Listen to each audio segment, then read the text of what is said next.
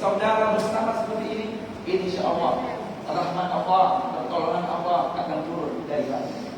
Baik, sama-sama mari kita mendengarkan tausiah dari guru kita. Dan alhamdulillah para dai Aceh datang hadir juga bersama kita. Dai kota yang langsung dipimpin oleh Ustaz Ridwan. Alhamdulillah, mudah-mudahan beliau tetap istiqomah bersama Pak Wakil Wali Kota, terus berdakwah bersama masyarakat Banda Aceh dan masyarakat Aceh umumnya. Kepada Al-Mukarram Ustaz Hajar Al-Akbar MA, falyatafadhal masykur. Hadir di sini. Sembunyi.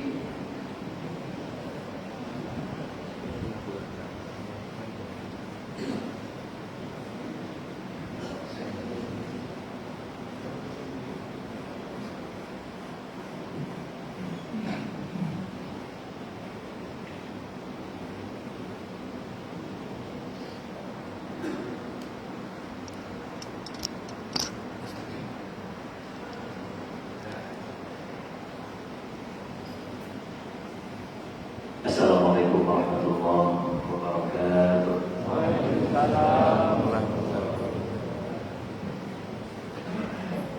Alhamdulillah wa syukurillah, wassalatu wassalamu ala rasulillah wa ala alihi wa sahbihi ajma'in wa ba'du.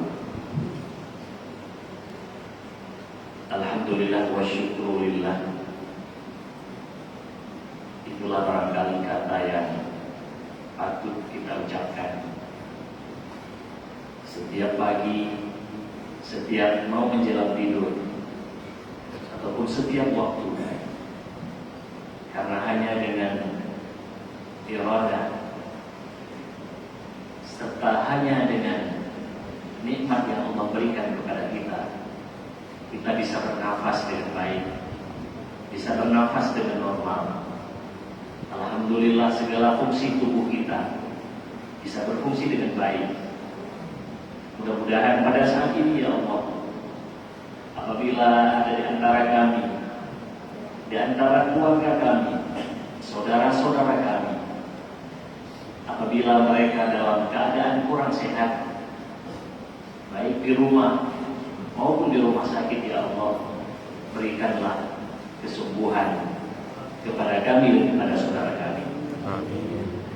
Apabila di antara kami, ya Allah, sedang ataupun dalam menghadapi kesusahan, ya Allah, ya Rahman, ya Rahim, mudahkanlah urusan kami dan juga urusan saudara-saudara kami. Bapak Ibu yang dirahmati Allah, Al-Mukarram, guru kita yang sama-sama kita hormati, Ustazul Arafah,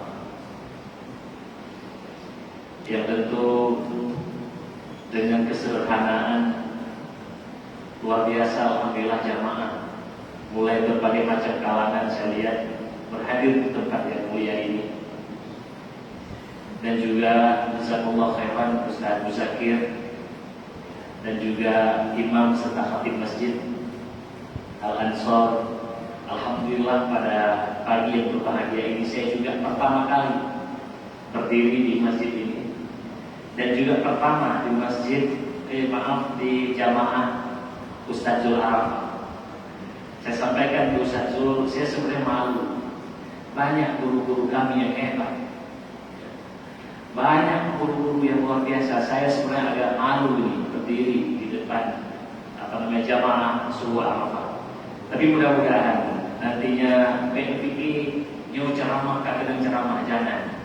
Ini bukan saya menceramahi Bapak Ibu, anggap saja ini adalah sama-sama ngobrol-ngobrol pagi saja, mengingatkan watawasau bil haqqi watawasau bis sabri.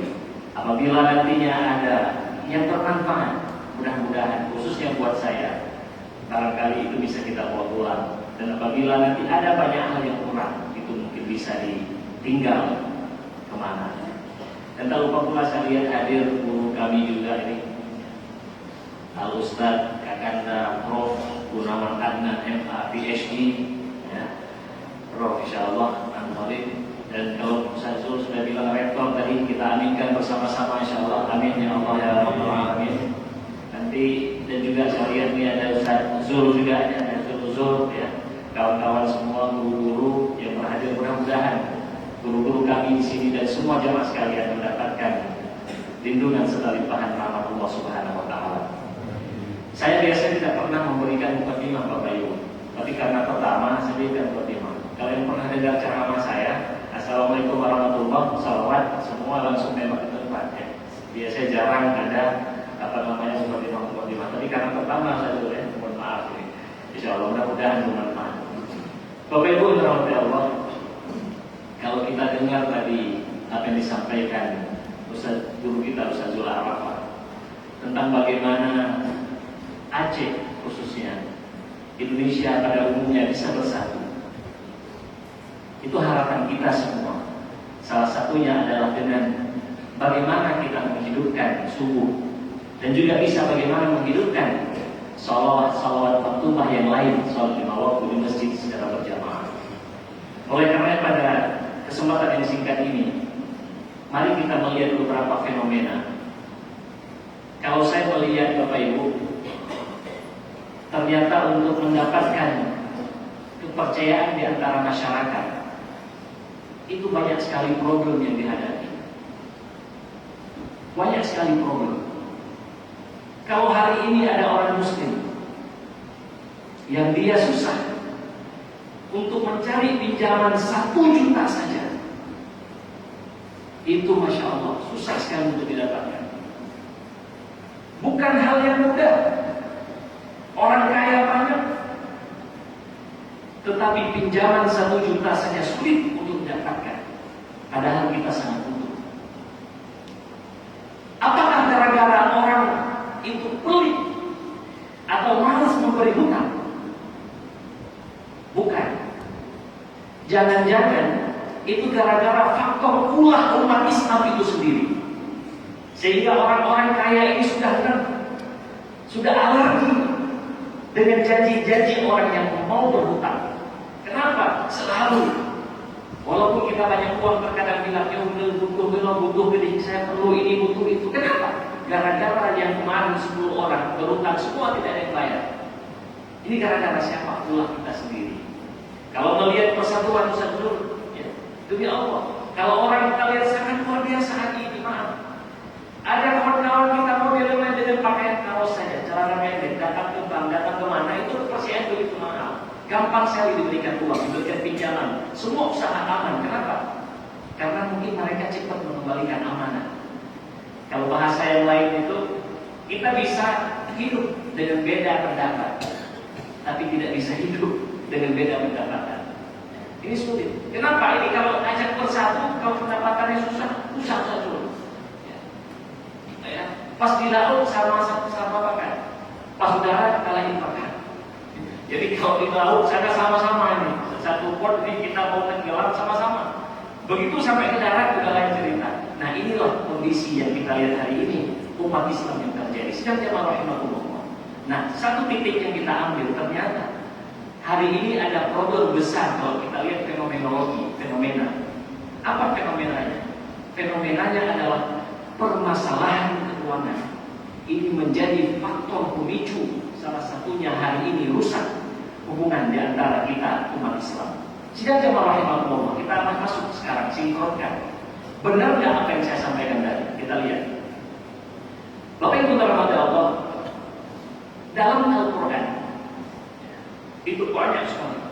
Nanti kalau kita lihat ayat-ayat yang berbicara tentang harta itu sendiri, Bapak Ibu buka nanti. Allah hanya perlu 2 saja dari orang mukmin, 2 saja. Tidak ada yang lain.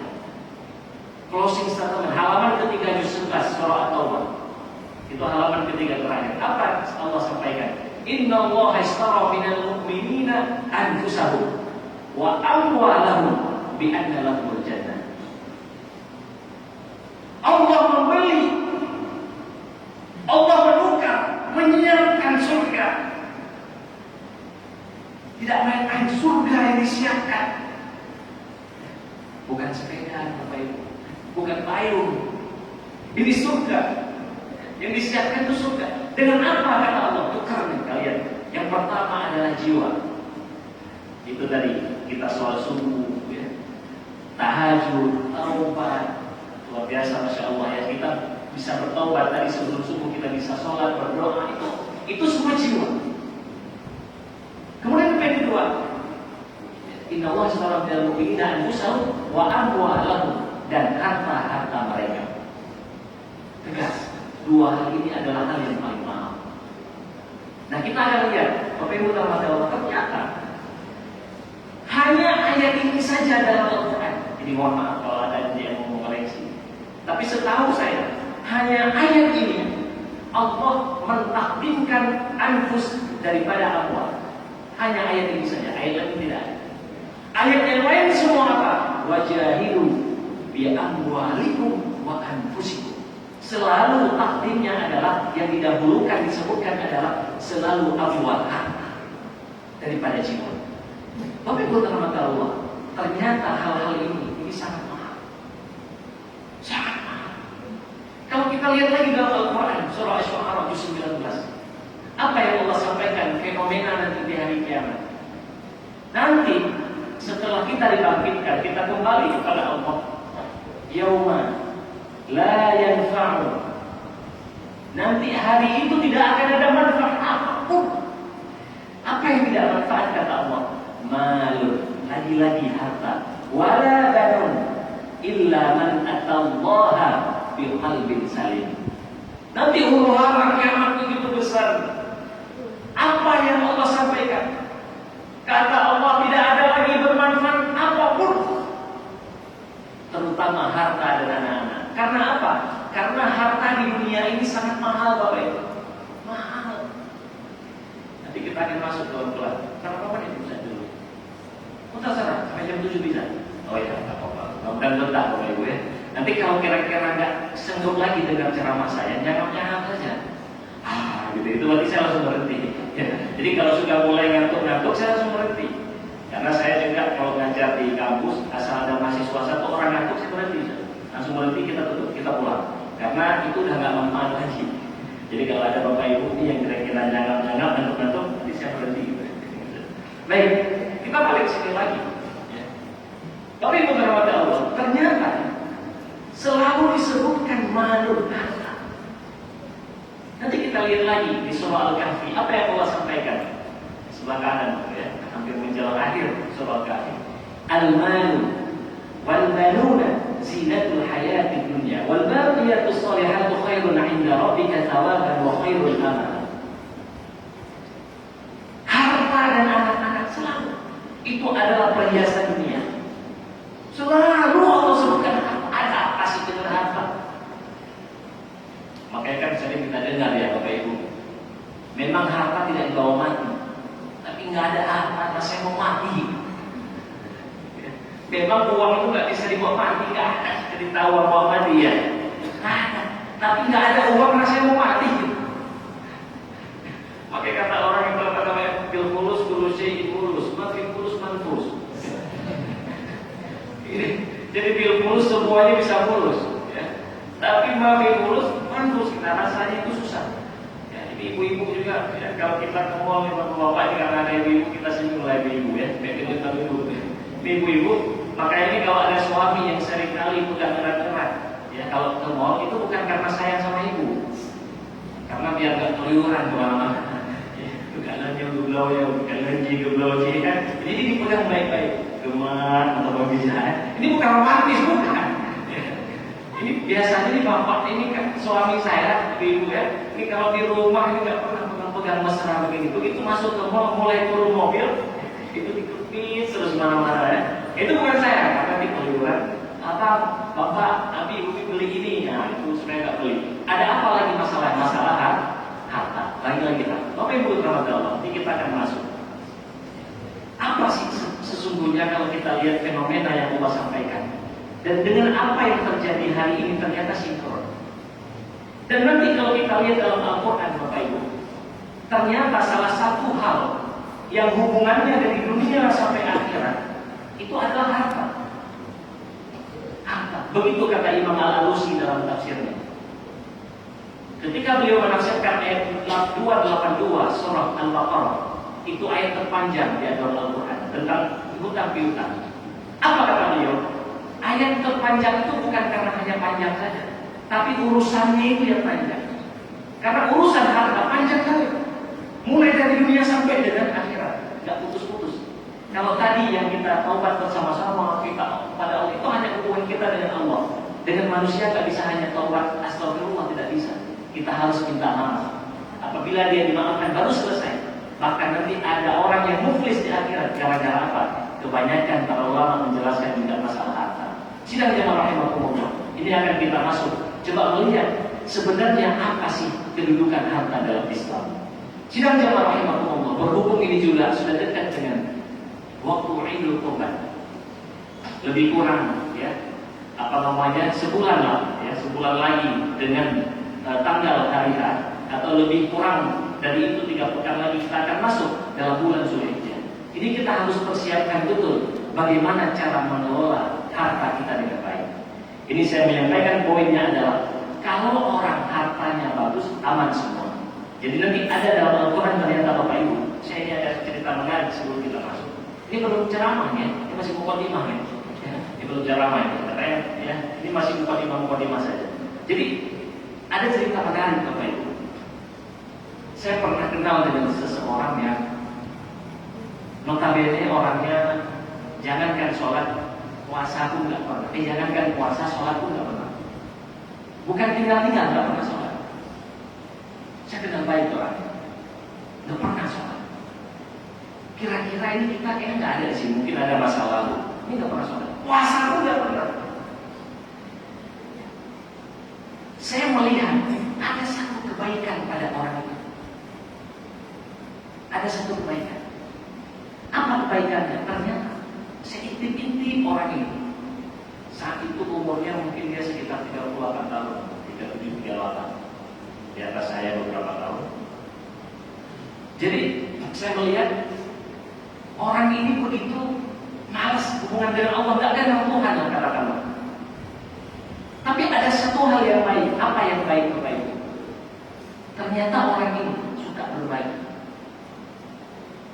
Jadi dia kebetulan banyak usaha, uangnya banyak, dan suka bagi-bagi uang, dan suka bersedekah, suka kurban. Nah, kurban temannya, kurbannya teman, infak yang bagi-bagi itu teman, bagi-bagi semua. Tapi giliran sholat oh. Ini kan kita langsung bilang orang ini adalah tempatnya neraka jahanam. Kan? Orang ini benar, orang aduh bahaya. Orang ini neraka aduh bahaya kali. Saya aja nggak berani. Saya melihat ketika kami belajar dulu, saya melihat orang ini kebetulan masih ada saudara. Ini baiknya. Saya berpikir ini jangan-jangan orang ini bakalan baik kemudian hari.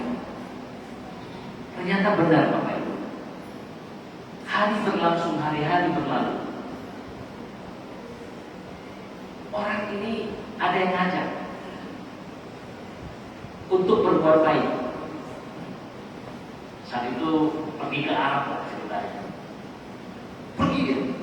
Apa kata orang semua? Ya. Itu mana ada sampai ke Arab sana. Jangankan bisa beribadah, Ka'bah pun nggak bisa lihat. Kata orang. Ini orang nggak pernah sholat, masa ke Arab sana pergi ya, umroh. Tapi ternyata Bapak Ibu pulang dari sana, Masya Allah. Jangankan sholat subuh berjamaah, kegiatan apapun begitu azan berkumandang, dia sudah tidak kenal manusia. Dia tidak kenal orang. Paham maksud saya? Tidak kenal orang. Begitu azan berkumandang, dia sudah tidak kenal apapun. Langsung pergi. Begitu saja pergi meninggalkan. Allahu Akbar, masuk neraka. Dia meninggalkan semua. Sampai hari ini Masya Allah masih istiqomah saya. Dia bawa anaknya. Luar biasa semangat, luar biasa. Begitu drastis berubah. Saya berpikir dengan teori-teori yang ada dalam Al-Quran. Ternyata benar. Kenapa selalu takdim harta?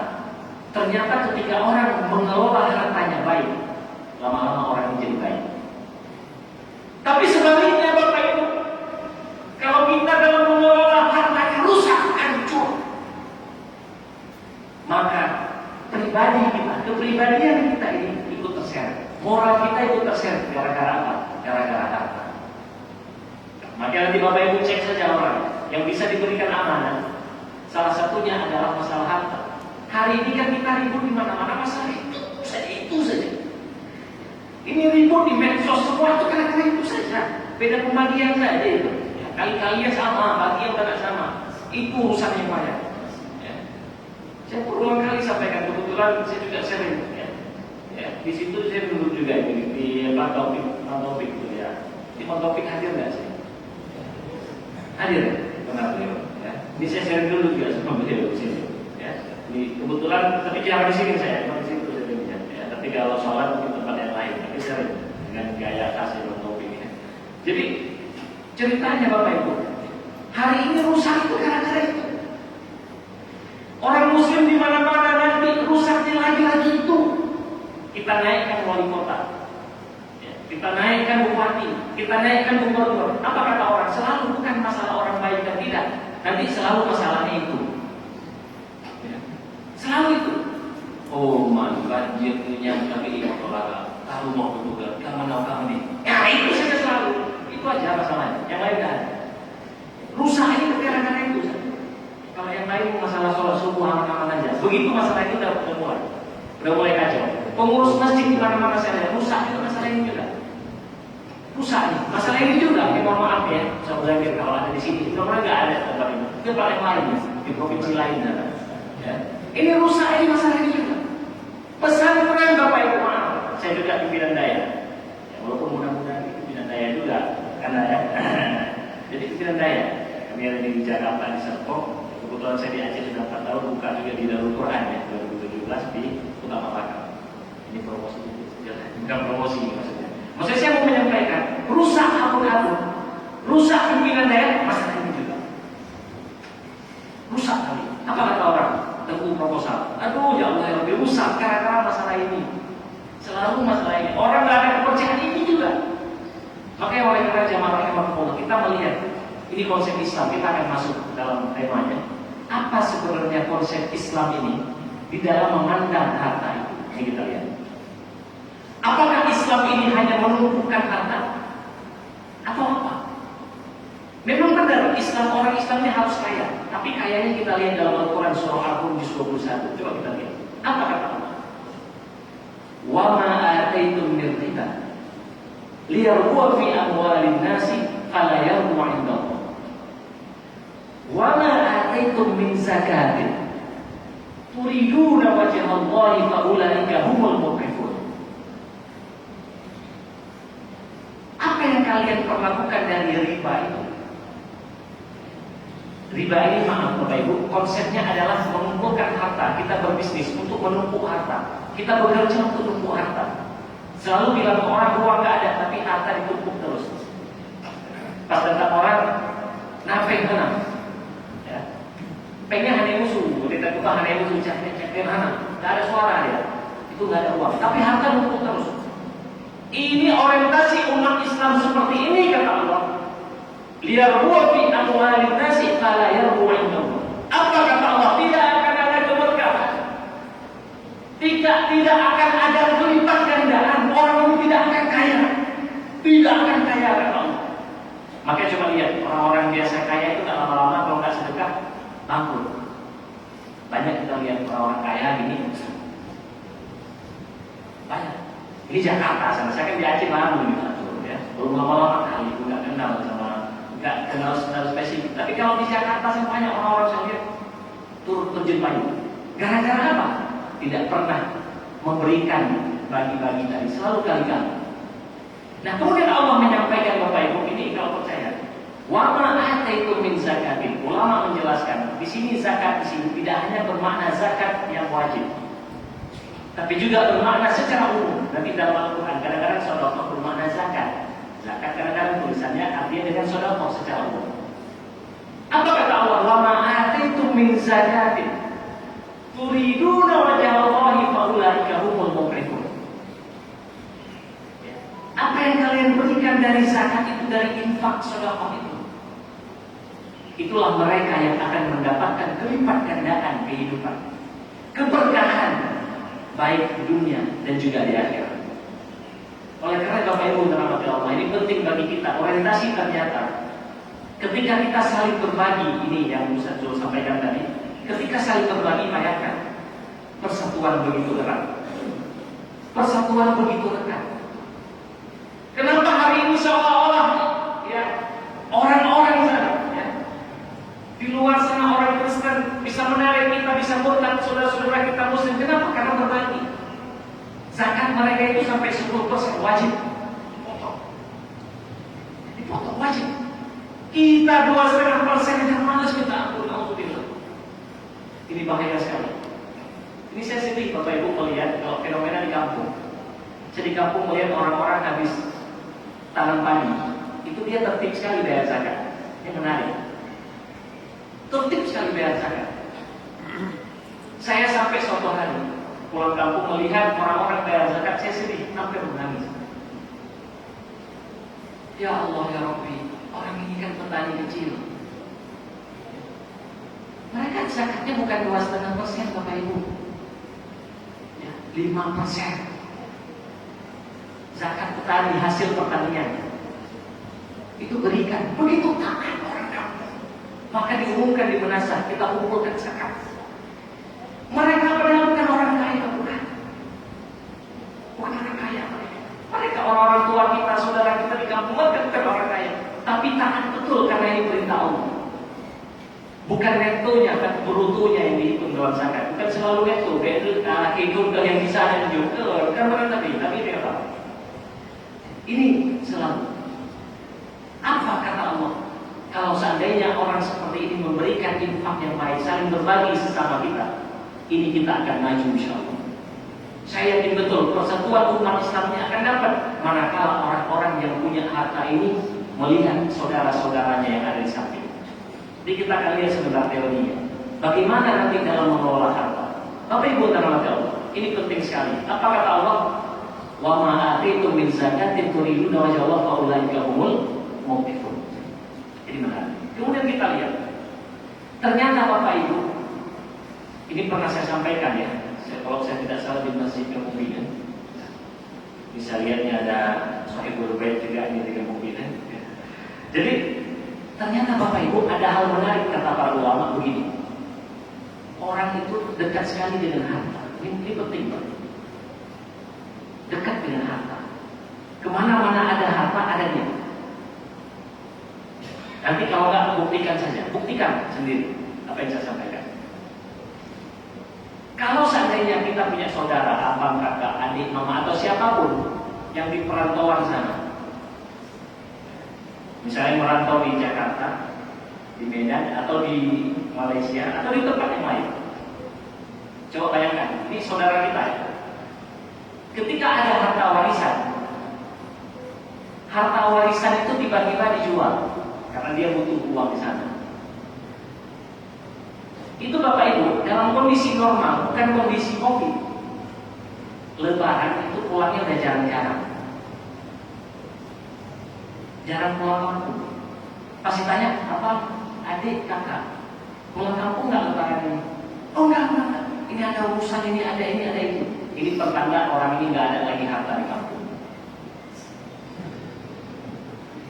Ini bukan sindiran, ini saya kenal, tenang aja ya. Nah. Tapi kalau seandainya tinggal di Jawa sana, tiap kan pulang kampung.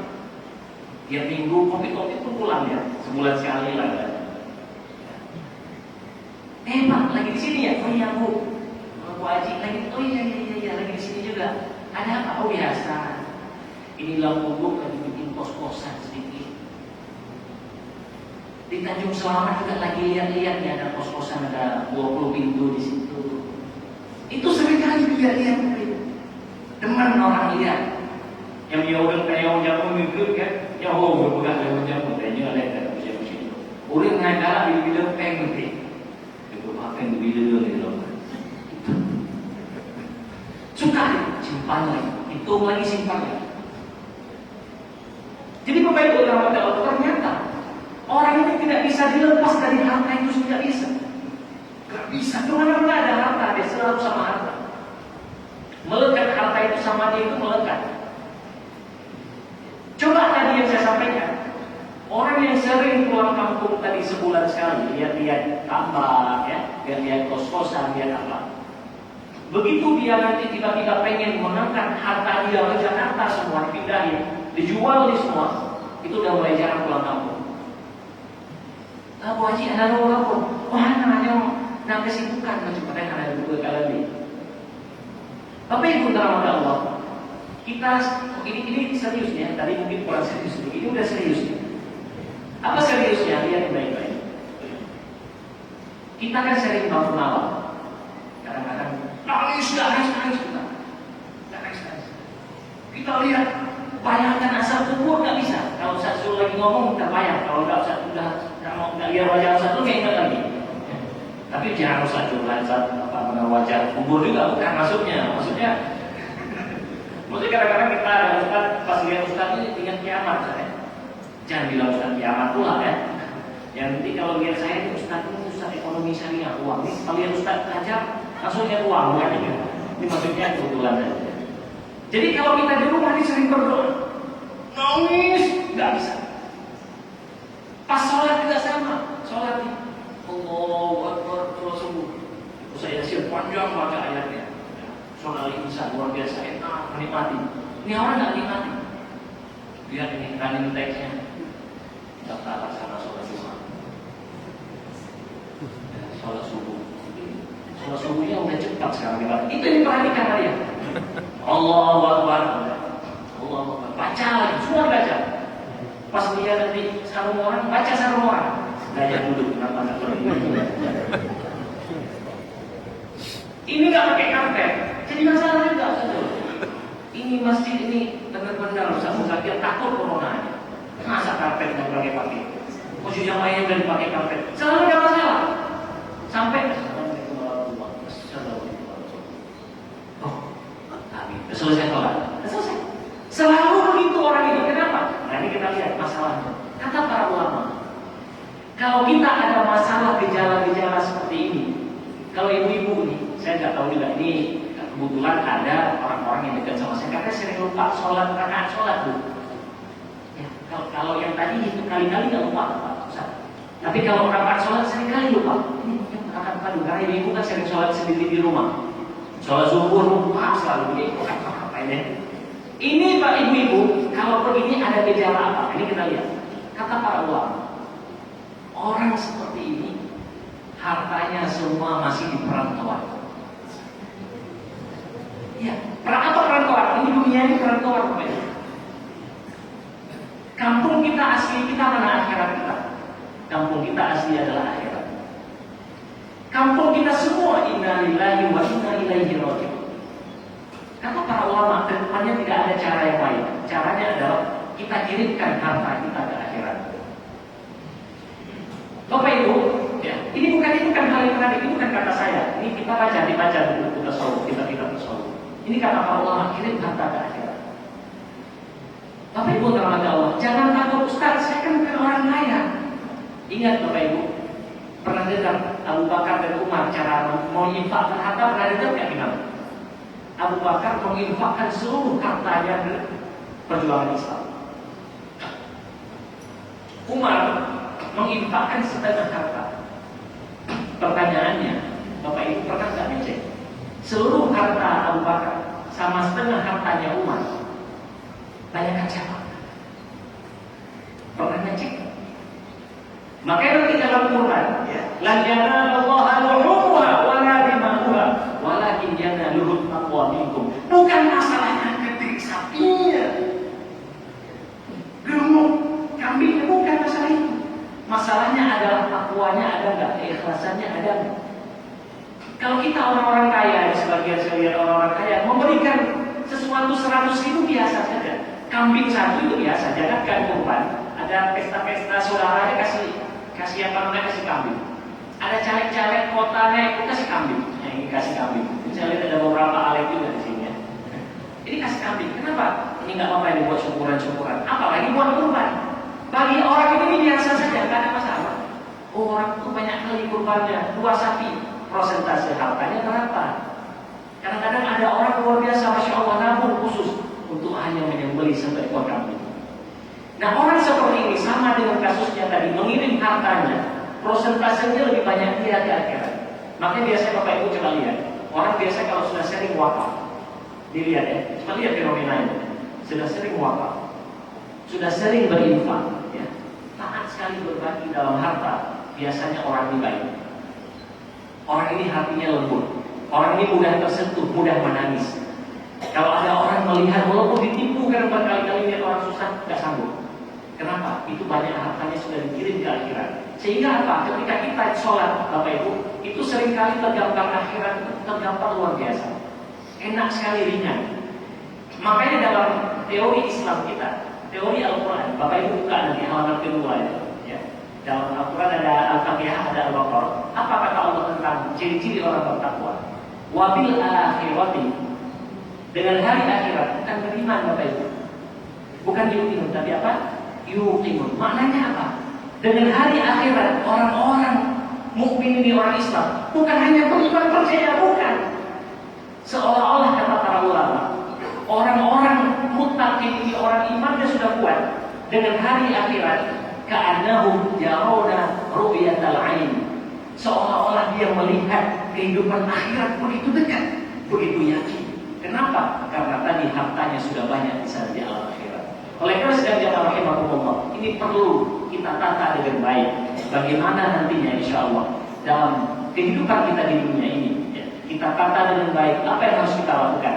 Kita berinfak, kita berbagi, apapun. Walaupun kita uangnya tidak banyak, tapi ingat, Allah tidak melihat besar kecilnya. Yang Allah lihat apa?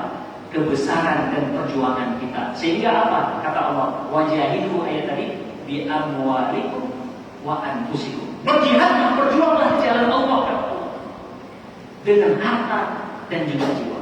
Kami ini Bapak Ibu tidak cukup hanya berceramah, mengajar kita. Naib, kalau ada cuma hanya orang pintar ngomong, termasuk saya, naudzubillah, nanti dikritik. Saya sering pernah mendapat kritikan orang kepada orang lain, kebetulan mungkin sama saya malu ya. Ini ustaz ini ngomong-ngomong ya sedekah, ngomong-ngomong saja kurban. Dia kurban pun enggak mau. Ini orang ustaz ini ngomong-ngomong ya sedekah, dia apa sedekah? Males. Ustaz ini ngomong-ngomong ya wakaf, wakafnya enggak pernah ada. Ini orang juga sama, walaupun ustaz, walaupun apapun gelarnya, ingat, inna akramakum indallahi atqakum. Bisa jadi Bapak Ibu, ada di antara saudara-saudara kita yang duduk sering ikut jamaah Ustadzul Akram, bukan orang terkenal, orang biasa saja. Tapi itulah barangkali ahli surga. Kami malu, barangkali idola beliau-beliau masuk surga, kami masih di belakang. Kenapa? Kebanyakan mengisi tausiah, tapi ilmunya kadang diterapkan tidak sebanyak yang disampaikan. Oleh karena Bapak Ibu Allah, apapun profesi kita, apapun keadaan kita, yakinlah inna akramakum indallahi atqakum. Mudah-mudahan sidang jamaah rahimakumullah, apa yang disampaikan tadi, mari kita sama-sama untuk terus memperbaiki keadaan keuangan kita dan kita persiapkan dengan baik. Mudah-mudahan kita yang berhadir di sini bisa mengambil bagian insyaallah di hari Idul Kurban insyaallah. Mudah-mudahan kita bisa Allah mudahkan, ya, Allah konekkan hati kita selalu setiap saat ketika sholat 5 waktu untuk mudah mengingat Allah Subhanahu wa taala. Dan sebagaimana kita duduk pagi ini, mudah-mudahan kita bisa bersama-sama nanti insyaallah di surganya Allah Subhanahu wa taala. Mudah-mudahan ada manfaatnya. Hadanallahu wa iyyakum ajma'in. Wassalamualaikum warahmatullahi wabarakatuh. Waalaikumsalam warahmatullahi wabarakatuh. Sallallahu ala Muhammad. Sallallahu alaihi wasallam. Sallallahu ala Muhammad. Sallallahu